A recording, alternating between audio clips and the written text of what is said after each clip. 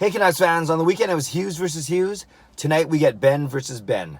I'm Clay Emo, I'm at Canuck Clay on Twitter, I'm at Clay Emo on Instagram. I'm the founder of the GLCPC, the Good Looking Canucks Positivity Club, and this is my Canucks take, all in one take. It's Clay's Canucks commentary for Thursday, November the 14th. I'll be going to tonight's game. Vancouver Canucks hosting the Dallas Stars.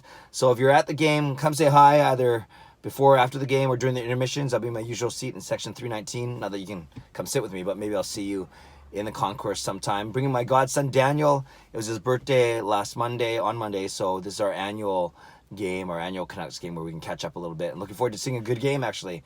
I'll talk about the Canucks in a second, but the Dallas Stars, very interesting. They started the season off horribly. They had one win in their first 9 games, so they're 1-8 to start the season. But then since then they've won 8 of their past 10 games. So basically, it's tailed 2 seasons already in only 19 games. So 19 games, they're 9-8-2. That's good for 20 points, so just over 500. And they're not too far out of the wild card race right now. It looked like it was going to be a horrible start, right? 1 win in the first 9. But like I said, they've won 8 of the last 10, including 5 of the last 6, and a win over the Calgary Flames last night.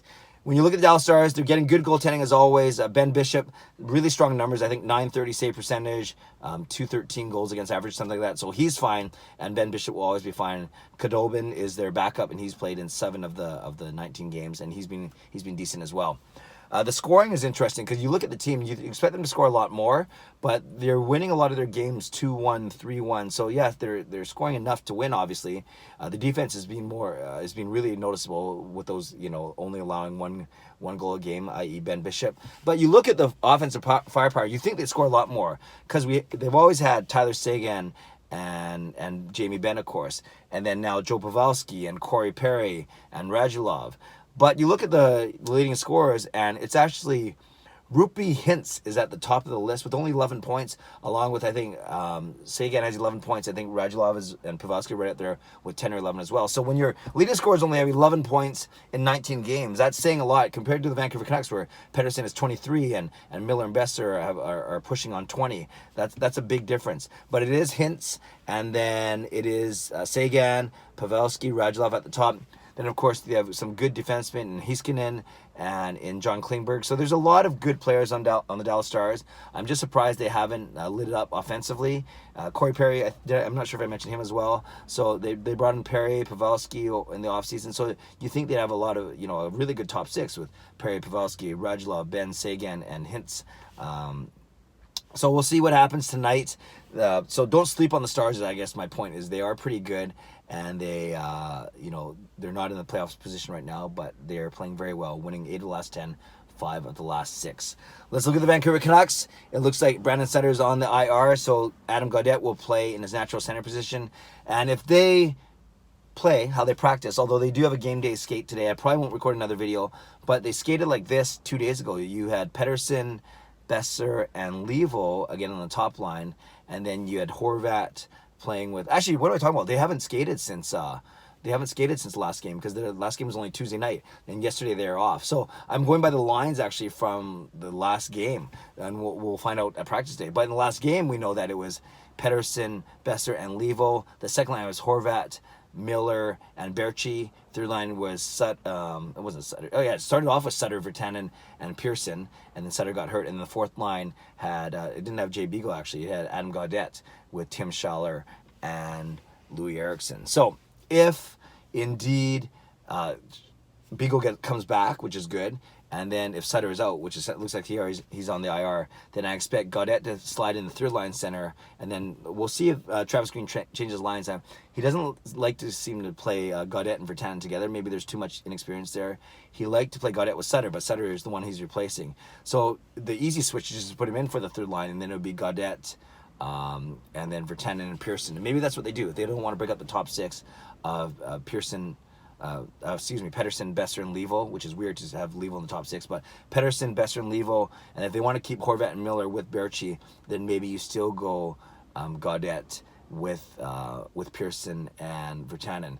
If they want more experience there, they could, although Virtanen's in his 5th year now, so you could bring Berchi down and then go a third line of Gaudette, Berchi, and Pearson. So we'll see what happens. Pearson had a really good game. Maybe Pearson moves up to the top 6 because of his good game, and then you could put him back with Horvat, and you go Horvat, Mearson, I combine them, Horvat, Pearson, and Miller, and then you drop Virtanen down. Then maybe your third line is, you drop Berchi down. Maybe your third line then is Virtanen and Berchi with Adam Gaudette. So there's basically a lot of possibilities depending on what they want to do with Adam Gaudette and what they want to do with Tanner Pearson perhaps as well. So we'll see. The Canucks are skating this morning. Like I said, I probably won't do another video, but at least we can follow along on Twitter when they tweet out the line combos from practice, and usually they'll practice how they're going to play tonight.